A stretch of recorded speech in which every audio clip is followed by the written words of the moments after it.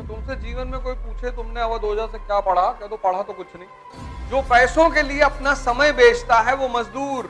तुलसी का बीज, गौमूत्र और गंगा जल, सोचो तुमको गुलाम बनाए हुए उल्टा सीधा काम कराता रहता है तुमसे। बाप बेचारे बुलाते बुलाते मर गए, उनके घर में दिक्कत नहीं है। कौन है इस ब्रह्मांड में जिसके घर में दिक्कत नहीं है?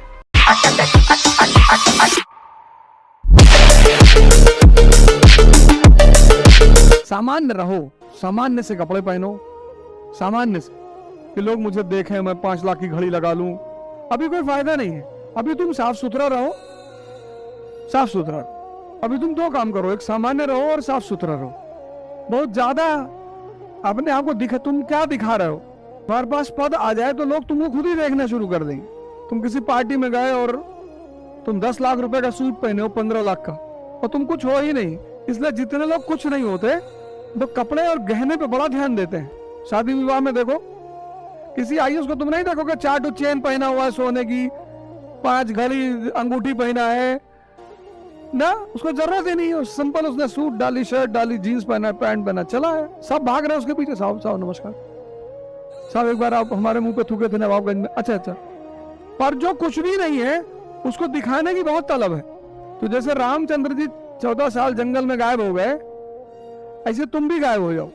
देखो, झूठ बोलना एक कला है, सब नहीं बोल सकते। सच बोलना कोई कला थोड़ी है। सूरज चमक रहा है, ये सच है, लेकिन सूरज अवध ओझा की शक्ति की वजह से चमक रहा है।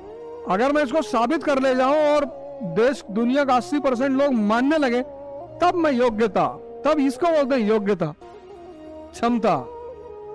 क्या बाबा जी महाराज, आप जो है सच बोलना, इसीलिए जो लोग सच बोलते हैं वो कुछ ऐसे समाज में दबे कुचले रह जाते हैं, क्योंकि सच बोलना क्षमता ही नहीं। कोई लोग झूठ ही नहीं बोल पाते, चाहते हैं बोल ही नहीं पाते, उल्टा सीधा झूठ बोलते हैं, छोटा मोटा झूठ बोलते हैं। मैंने किसी वीडियो में बताओ जब कहा झूठ मत बोलो, कहा ही नहीं सकता। जो काम मैं करता हूं मैं दूसरों को मना ही नहीं कर सकता। और मच्छरदानी ले लो, वो जो लिक्विड वाले, वो सब मत लगाओ, तुम्हारा लंग्स खराब हो जाएगा। मच्छरदानी 1 टाइम इन्वेस्टमेंट है। सब लोग मच्छरदानी लो जिससे सुकून की नींद आए रात में। खड़े होकर नींद अगर तुमको आ रही है कि, इसीलिए तो तपस्या मतलब कष्ट देना।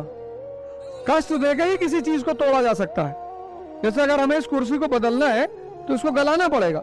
अगर इसमें बर्फ रखेंगे तो ये बदलेगी? नहीं बदलेगी। तब मतलब हीट, किसी भी चीज को बदलने के लिए हीट देनी पड़ती है। तो तुम्हें अपनी आदतों को बदलना है तो तुम्हें अपने आप को हीट देना पड़ेगा।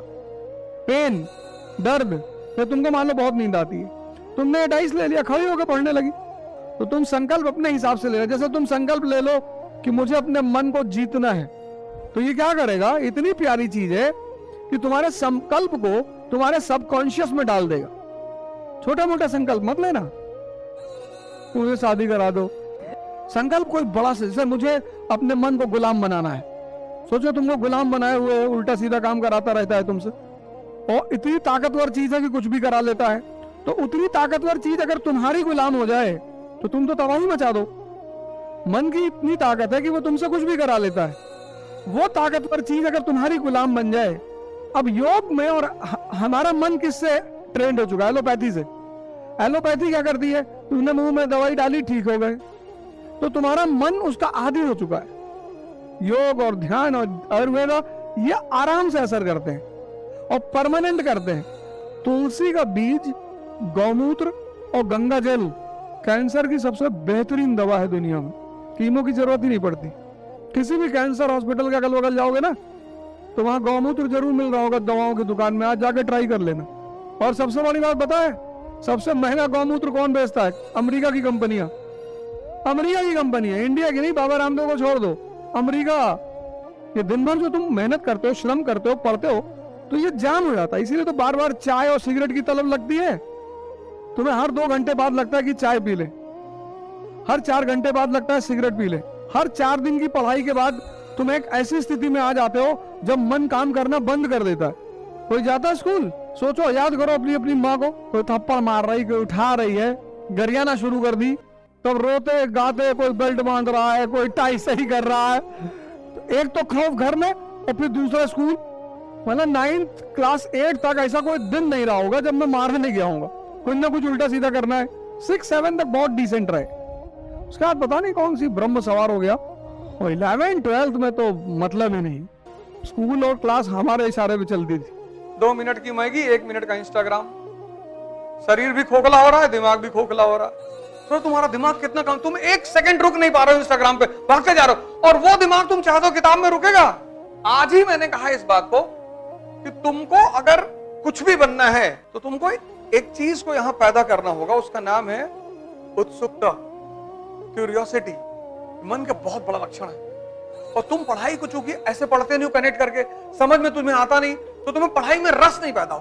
कंसंट्रेशन नहीं बढ़ाना है, तुम गलत दिशा में जा रहे हो, कंसंट्रेशन बढ़ाना है ना। रस बढ़ाओ, रस। जब रस बढ़ाओगे कंसंट्रेशन अपने आप बढ़ेगा, और रस बढ़ेगा समझने से, दिमाग लगाने से, सोचने से, डायग्राम बनाने से। और एक बार तुम्हें पढ़ाई में रस आने लगा, तुम्हारा कंसंट्रेशन अपने आप बढ़ जाएगा। तो तुमसे जीवन में कोई पूछे तुमने अवध ओझा से क्या पढ़ा, कह दो पढ़ा तो कुछ नहीं, सीखा ये। तभी तो कहते हैं ना वो तुम्हें पढ़ाता ही नहीं, काहे पढ़ाए, तुम पढ़ा के क्या बिगाड़ लिए। मेरे कोलीग एक बार हमसे कहा यार तुम पढ़ाते नहीं हो। हमने कहा जितने लड़कों को पढ़ाए हो बुला लाओ उनको, 5 सवाल पूछेंगे, और अगर वो 5 में से 3 बता दिए तो मैं पढ़ाना छोड़ दूंगा, और नहीं तो तुम छोड़ देना। मुझे कुछ बातें क्लियर है। एक रेखा से बड़ी रेखा बनानी है तो उससे बड़ा बनना पड़े, अपने ऊपर काम करना है, खुद पर। जो अपने आप को समय नहीं दे पाता वो मजदूर, जो पैसों के लिए अपना समय बेचता है वो मजदूर, और जो अपने आप को समय देता है, 2 घंटा ध्यान किए, 1 घंटा एक्सरसाइज वगैरह किए, 5 घंटा हो गया, तो 5 ये घंटा कौन निकालेगा, जिसका पैसा है। तभी तो मैं तुमसे कहता हूं कि कम से कम 2 घंटा जीवन में खुद को दो। जो अपने आप को सबसे ज्यादा समय देगा, राम जी ने दिया 14 साल खुद को दिया, भगवान बन गए। बिना समय दिए भगवान बन गए। 14 साल खुद को दिया, खुद को, कोई तैयारी वैयारी कुछ नहीं। वो भी तो कह सकते थे कि पापा हमारे रो रहे हैं, मम्मी बहुत परेशान है, वो छोट भाई हमारे जो घर में रहते नहीं है, भरत बेचारे बहरे रहते हैं। तो लोग आके हमको बताते हैं ये सब बातें, ऐसा हो गया और ऐसा है। अरे भैया तुमको पढ़ना है। हाँ, तो रामचंद्र जी के घर में भी तो समस्या है। उनका छोटा भाई बाहर रहता है कि जब तक भैया नहीं आएंगे हम घर में नहीं आएंगे। उनकी तीनों माँ लोग परेशान है, रो रही हैं दिन भर कि हमारा बेटा जंगल चला गया। बाप बेचारे बुलाते बुलाते मर गए। उनके घर में दिक्कत नहीं है। कौन है इस ब्रह्मांड में जिसके घर में दिक्कत नहीं है? पर ये तुम्हें सोचना है, तुम्हारा सपना है। 20 साल उम्र अगर है और आय का साधन नहीं है तो पहले आय का साधन बनाओ। रहोगे कैसे, खाओगे कैसे? अब वो 1970 का जमाना नहीं है जब लोग सतुआ पी के जी लेते थे, तब बाजार नहीं थी।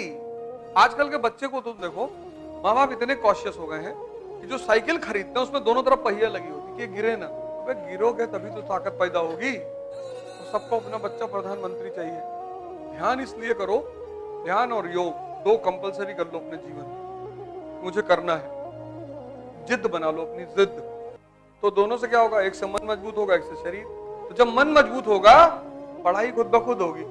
तो जब तुम मन को कष्ट देते हो तो ये कंट्रोल हो जाता है। उसी कष्ट की एक परंपरा है व्रत। तुम प्रयोग करके देखो, खाली पेट तुम्हारा मन कोई खुराफात नहीं सोच सकता, गारंटी। अगर सोच रहा है तो तुम बहुत महान आदमी हो। फिर तुमसे सुबह सुबह कहता है कि 10-12 अंडा खा लो, दूध 2 गिलास पी लो, 2.5 घंटा क्लास में बैठो, थकान लग जाती। अब तुमने इसकी बात सुन ली, खा लिया, अब सारा खून यहां आ गया, अब क्लास गई भाड़ में। तो जिस आदमी के पास सोच होगी, जिस आदमी के पास सोच होगी, तुम्हें पढ़ना किसके बल पे है? तुम्हारे मन के बल पे। तुम मन को ताकतवर नहीं बनाओगे। एक कमजोर मन 8 घंटा पढ़ सकता है और एक कमजोर शरीर 8 घंटा बैठ सकता है। सोच से व्यक्ति महान बनता है। शिक्षा नहीं भी है तो चलेगा।